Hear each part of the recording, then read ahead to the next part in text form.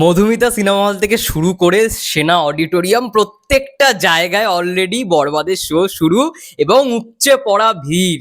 Hello everyone, আমি রূপম চলে এলাম নতুন ভিডিও নিয়ে। প্রথমেই জানাচ্ছি সবাইকে ঈদ মুবারক।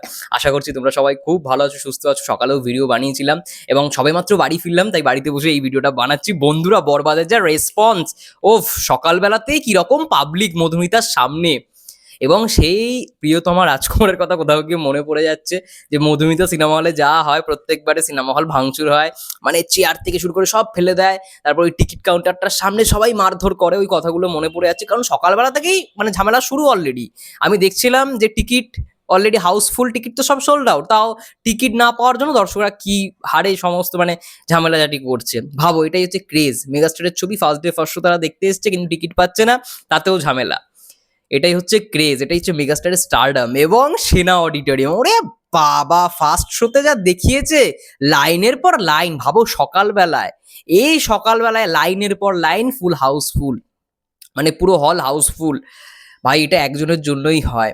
আমার মন বলছে দরদের দরদের রেকর্ড ভাঙবে, মানে দরদে ফার্স্ট ডে যেই মানে ওপেনিংটা নেওয়া হয়েছিল, সেটার রেকর্ডকে ভাঙতে চলেছে বরবাদ। আরামসে আরামসে ভাঙবে নিঃসন্দেহে। এবং যা দেখছি প্রথম দিন থেকে রেসপন্স, যা শুনছি, অলরেডি ফার্স্ট শো তো চলছে। ফার্স্ট শো আই থিঙ্ক 10:30 না 11টা থেকে শুরু হয়েছে। এখনো পর্যন্ত দর্শকের রেসপন্স হচ্ছে এরকম বাংলা ছবি আগে কখনো হয়নি বা তারা দেখেনি। এখনো পর্যন্ত রেসপন্স এতটা ভালো। খুব গরম বন্ধুরা, খুব গরম পড়ছে, পুরো ঘেমে স্নান হয়ে গেছি। পাখা চালিয়ে ভিডিও করতে পারছি না, যদি কিছু মানে এক্সট্রা আওয়াজ চলে আসে, আমি তার জন্য রিস্ক নিচ্ছি না। আমি সবসময় চাই তোমাদেরকে ভালো কোয়ালিটির সার্ভাই মানে করবার জন্য, প্রোভাইড করবার জন্য। তো যাই হোক না কেন, খুব দারুণ রেসপন্স। বরবাদ ভাই তুঙ্গে, এবং সোশ্যাল মিডিয়া তো কাঁপাচ্ছেই। প্লাস আমি দেখলাম ওই লুকটা ভাইরাল করেছে, মানে ওই একটা মানে কি বলবো, সেকেন্ড লুকের একটা ব্ল্যাক এন্ড হোয়াইট ফটো দেখছি ভাইরাল হয়েছে সোশ্যাল মিডিয়ায়। আই থিঙ্ক ওটা দিয়ে এন্ট্রিটা হবে। আমি জানি না ওটা ক্লাইম্যাক্স হতে পারে, বা এন্ট্রিটা কিছুটা ওইটা বিল্ড আপ দিয়ে ক্লাইম্যাক্সে মেন পোর্শনটা আসবে, এবং সেখানেই হয়তো আমরা যিশু সেনগুপ্তের সঙ্গে ফাইটটা দেখতে পারবো।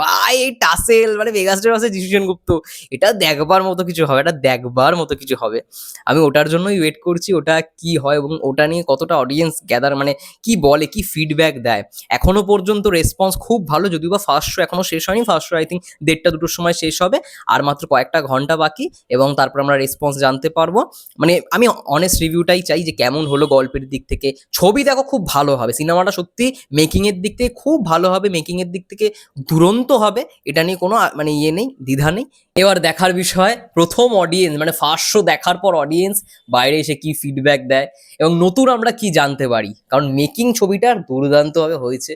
মানে 15 কোটি টাকার ওপরের বাজেটের একটা সিনেমা।